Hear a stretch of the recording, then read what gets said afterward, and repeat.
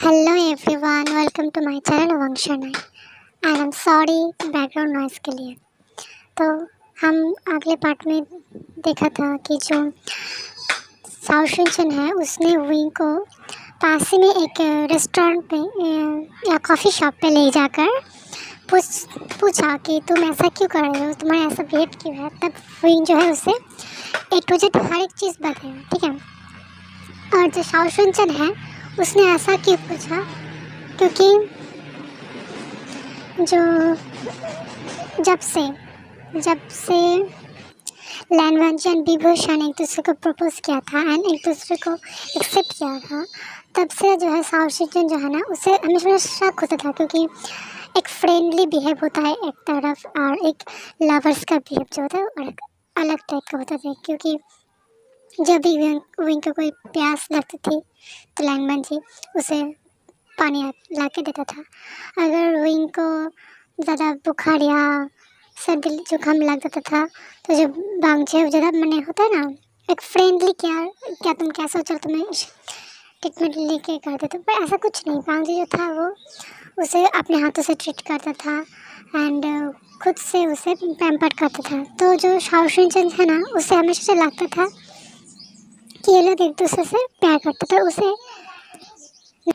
पर उसे नहीं लगता था कि वो दोनों एक्चुअली में डेट कर रहे थे। तब जो साओ शिनचन है उसने वो इनको पहले गुस्सा करने बोला, तुम लोग एक दूसरे को डेट कर रहे थे, मुझे बताया भी नहीं, मुझे बताता तो क्या हो जाता, हम तो फ्रेंड्स थे ना विंग। तब विंग रोते रोते बोला, Sao Shinchan I am sorry, मुझे नहीं पता था ऐसा कुछ हो जाएगा एंड मुझे मैं बहुत खुद को अकेला फील कर रहा हूँ एंड आई एम सॉरी।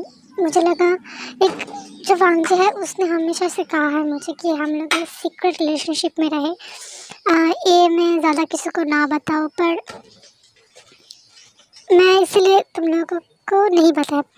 पर इसके अलावा तुम्हें तो पता है ना, मैं तुम लोगों को बिना बताए नहीं रह सकता एंड आज जो हुआ उसके बाद तो मैं कुछ कह ही नहीं सकता। तब जो है साओ शिनचन उसने पूछा, वैसे वही अब तुम क्या करोगे। अब जो बांगजी है एंड जो झालू से उन दोनों की मैरिज फिक्स हो चुकी है, 2 दिन बाद उन लोगों की मैरिज है, तुम क्या करोगे। मुझे लगता है तुम्हें बांगजी से बात करना चाहिए। तब विंग कहते हैं, साओ शिनचन मुझे नहीं लगता मुझे बांगजी से बात करने की ज़रूरत है, क्योंकि उसके पास इतना टाइम था, उसे कुछ एक्सप्लेन करना था तो उसे मेरे घर में आके एक्सप्लेन करना चाहिए था, पर नहीं, उसने ऐसा एक्सप्लेन नहीं किया। और मैं चाहती हूँ कि उसके सामने मैं फिर कभी ना हो। एक्चुअली मैं ऐसे भी मैं एक लड़का हूँ, उसे मुझसे क्या ही मिलेगा, वो एक लड़की है, वो उसके ज़िंदगी संवारेगा, अच्छा बनाएगा, लोगों के सामने उसका इमेज भी ठीक रहेगा। पर अगर मैं उसके साथ रहूँगी तो वो शायद मुझे लेके थोड़ा अनकम्फर्टेबल था, इसीलिए शायद उसने मुझे छोड़ के उसे चूज़ किया। तब जो साओ शिनचन है उसने ज़्यादा कुछ नहीं बोला, वहीं को थोड़ा कॉफ़ी पिलाया और तब वहीं जो साओ शिनचन से कुछ हेल्प करने के लिए, तो साओ शिनचन मान गया, ठीक है। उसके बाद क्या हुआ, जो बांगजी है उसने पूरा दिन वेट किया विंग का आने का, जो आज कॉलेज आएगा मैं उसे एक्सप्लेन करूँगा। पर क्योंकि जो लैंगमैन जी है ना वो होता है ना एक नज़रबंदी इस टाइप का हो चुका था, क्योंकि इन जो 3-4 दिन जो थे इन दिनों में उसका अंकल उसे घर से निकलने ही नहीं दे रहा था, क्योंकि उसे उसके रूम में बंद कर दिया था। पर जब उसने झालू से आया एंड बोला, अंकल हमें जाने दीजिए, हमें हमारे फ्रेंड्स को इनविटेशन भी देना है, तो अंकल ने भी ज़्यादा कुछ नहीं बोला एंड बांगजी को लेके निकल आया। एंड अंकल जो है बांगजी को धमका चुका था कि तुम जो किसी को प्यार करते हो इस बारे में क्या किसी और को पता है। तो बांगजी ने बोला था, नहीं अंकल किसी और को नहीं पता है। जब बांगजी ने बोला, मैं किसी और को पसंद करता हूँ एंड अब मुझे उससे शादी करने में उससे प्यार करता हूँ, तब उस अंकल ने तब बांगजी ने एक्सप्लेन किया था। तो तब अंकल ने बोला, ओ तुम किसी को पसंद करते हो, मुझे क्यों नहीं पता। तब बांगजी तब उसका अंकल को एक्सप्लेन किया था कि अगर आपको पता होता तो आप पहले ही हम दोनों की रिलेशनशिप को ख़राब नहीं कर चुके होते, इसलिए तो मैं किसी को नहीं बताया।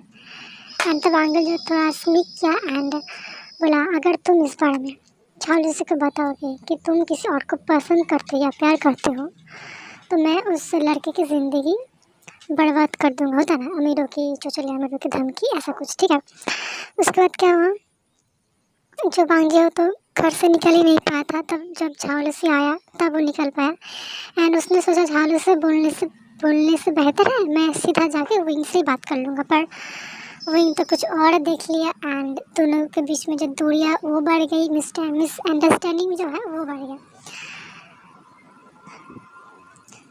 तो तब जो है हम अब आते हैं मैरिज के दिन। ठीक है, जो मैरिज के जो दिन है उस दिन में जो बांगजी अपने रूम पे रेडी हो रहा था। ठीक है, उसके बाद उसके पास शुएंग आया एंड बोला, बांगजी आई एम सॉरी, मुझे नहीं पता था ऐसा कुछ हो जाएगा एंड मुझे पता ही नहीं था कि ये सब कुछ हो रहा है एंड उसमें मुझे भी घसीटा गया है। मुझे लगा था शायद मैं थोड़ा बहुत प्रैंक करूँगा, उसके बाद मैं उसे माफ़ी मान लूँगा, पर इतना कुछ हो जाएगा मुझे पता ही नहीं था। तो बांगजी ने बोला, मैंने जो लाने को बोला तुम लेके तो आए ना। तब शुएंग ने बोला, यस बांगजी, मैंने सब कुछ लिया है एंड सब कुछ प्रिपरेशन कर चुका हूँ, जब तुम बोलोगे मैं तभी सब कुछ स्टार्ट करने वाली हूँ। तो बांगजी बोला, ठीक है चलो। तो बांगजी जो है आईने के सामने, शीशे के सामने कुछ खुद को देख रहा था। उसका आंखें गुस्से के मारे, रोने की वजह से जो उसका आंखें है ना लाल, बिल्कुल रेड हो चुका था। उसके बाद उसका जो मैरिज का जो कोड है वो उसे ठीक किया एंड बहुत हैंडसम लग रहा था, बिल्कुल गुस्से के मारे बिल्कुल एक हैंडसम बंदा। तो शुएंग जो है वो उसके पीछे खड़ा हुआ था एंड उसके जो आता है एक वेडिंग के दिन कुछ एक्स्ट्रा ऑर्डर नहीं कुछ होता है तो उसे ठीक कर रहा था। उसके बाद उसे डोर पे नॉक हुआ तो वहाँ पर उसका ब्रदर आया था। डोर नॉक करने के बाद उसका ब्रदर जो है कमरे में आया, बोला, बांगजी आज तो बहुत अच्छे लग रहे हो देखने में। और बांगजी हाँ ना कोई रिप्लाई नहीं दिया एंड उसका ब्रदर जो है वो थोड़ा उदास हो गया, बोला, अंकल तुम्हें नीचे बुला रहा है बांगजी। तब बांगजी जो है उसने कुछ नहीं बोला, शुएंग बोला, शुएंग चलो। तो बांगजी पहले निकला, उसके पीछे पीछे शुएंग, उसके बाद उसका ब्रदर जो है थोड़ा सैड होके उसके पीछे पीछे निकला। ठीक है, यहाँ पर जो है बांगजी और उसके ब्रदर का जो रिश्ता है वो बहुत बिगड़ चुका था, बहुत ख़राब हो चुका था, क्योंकि उसके ब्रदर अगर चाहता तो उसका शादी शायद रुक सकता था, पर उसने नहीं किया, हेल्प नहीं किया, इसलिए बांगजी जो है उसके ब्रदर से बहुत गुस्सा है। ठीक है, यहाँ पे हम आगे चलते हैं तो हम वेडिंग हॉल का सीन देखते हैं। बहुत अच्छे से डेकोरेट किया हुआ था वेडिंग हॉल, पूरा रेड जो थीम है उसमें किया गया था, पूरा रेड रेड सा थीम था एंड जो जहाँ पर ग्रूम ब्राइड जो है खड़ा रहते हैं होते हैं वहाँ पर रेड रोज़ का एक बास रखा हुआ था एंड बहुत खूबसूरत सा बैंक्वेट था एंड बैंक्वेट स्टेज के सामने उसके पेरेंट्स खड़े हुए थे, कुछ बिजनेस पार्टनर्स खड़े हुए थे एंड कुछ फैमिली मेम्बर्स भी खड़े हुए थे। जब बांगजी आया तो उसने देखा जो झालूसी है वो एक्चुअली में वो ऑलरेडी खड़ा हुआ था, ग्रूम जो है सॉरी ब्राइड जो है वो खड़ा हुआ था। तो जो ग्रूम है यानी बांगजी वो बिल्कुल डैशिंग सा आ रहा था एंड उसकी आंखों में जो गुस्सा या फिर जो नफरत या फिर जो रिग्रेट है वो दिख रहा था। ठीक है, तो इसे देख के अंकल पहले थोड़ा चौंक गए एंड उसके बाद उसने इस चीज़ को इग्नोर कर दिया एंड झालूसी जो है उसने भी नोटिस किया, पर वो भी इग्नोर कर दिया क्योंकि उसे लग रहा था यहाँ पर अंकल है तो अंकल के ऊपर बांगजी कोई कुछ नहीं कर सकता है, तो उन दोनों की मैरिज प्रॉपर्ली हो जाएगी। ठीक है,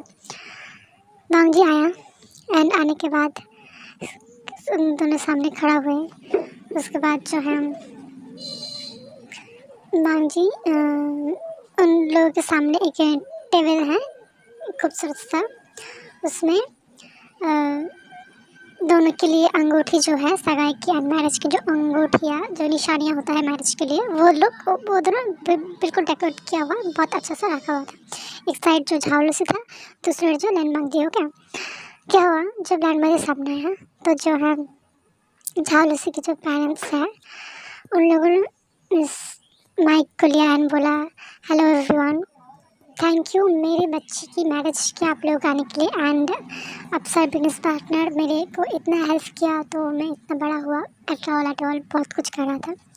उसको प्लान कर माइक लिया एंड बोला थैंक्स मेरे बच्चे के मैरिज आने लिए एंड आप लोग प्लीज़ इन्हें आशीर्वाद या देना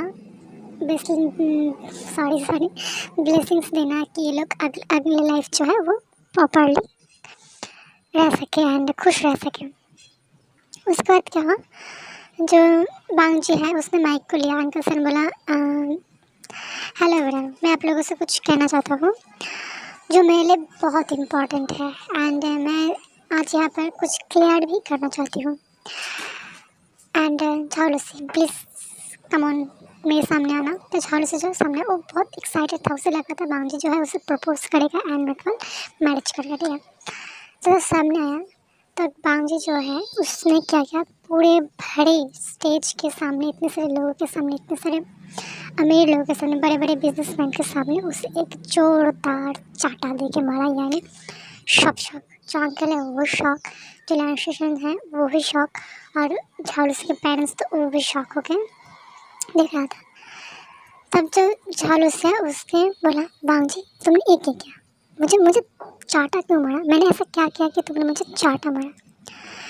तो आज के लिए बस इतना ही, फिर मिलेंगे अगले वीडियो में एंड मैं ट्राई करूँगी मेरी आवाज़ और से जोर से, क्योंकि मुझे शाय लग रही है क्योंकि मेरे आसपास बहुत से लोग होते हैं।